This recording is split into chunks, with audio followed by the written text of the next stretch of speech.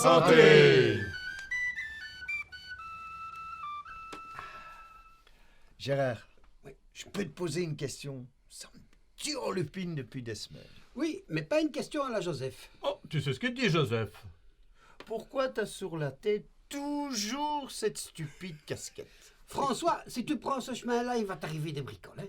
Des bricoles, c'est vite dit. Tu oublies que j'ai fait mon service dans les MP. Dis-moi François, les MP, c'est pas là où on mettait tous les miliciens qui savaient pas faire autre chose?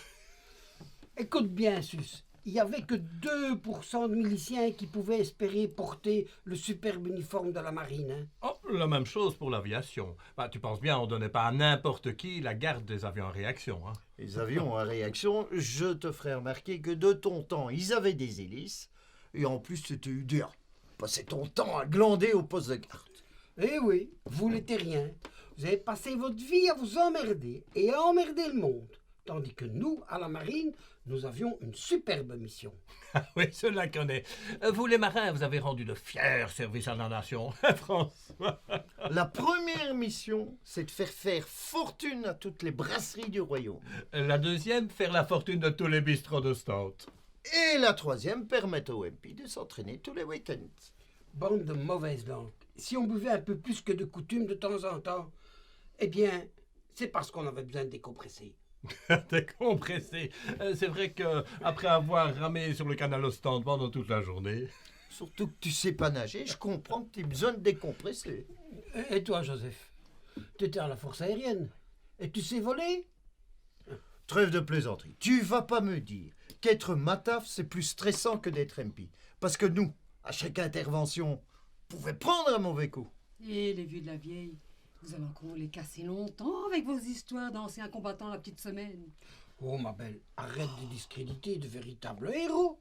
Fais-nous le plein. Et plus vite que ça, s'il vous plaît. Et toi, le marin d'eau douce, un ton plus bas, j'ai des clients ici. Les amis, c'est fini. Hein?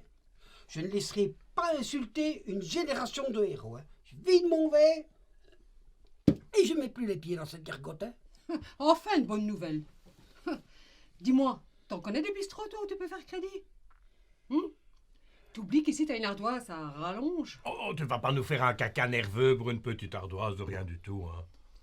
Vous voyez les copains, on a donné les meilleures années de notre jeunesse.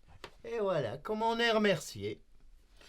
François, t'étais à la garde Ostende, au poste de garde. À te la couler douce. Sérieux, quand même. Hein? Oh, la coulée douce, c'est vite dit. Quand les matafs rentraient de permission, c'était pas du bidon. On était tous bourrés. Toi, moi. La grosse différence, c'est que toi, tu rentrais tout seul. Tandis que moi, je rentrais avec une belle fille de chez Mado. Mado, tu parles de la grande rousse qui avait un bistrot en face des quais? Je comprends pourquoi tu buvais. Elles avaient toutes des maladies. Joseph, les filles de Mado étaient toutes saines. D'ailleurs, comment tu peux le savoir? T'es venu à Ostende en volant, peut-être? Bah non, en camion, comme tout le monde. J'ai fait un stage à l'aéroport d'Ostende. Je suis resté 4 mois. Arrêtez de jouer au con, hein. On s'est rencontrés lors d'une beuverie monumentale. Vous avez oublié? La gendarmerie a dû intervenir. Quelle époque!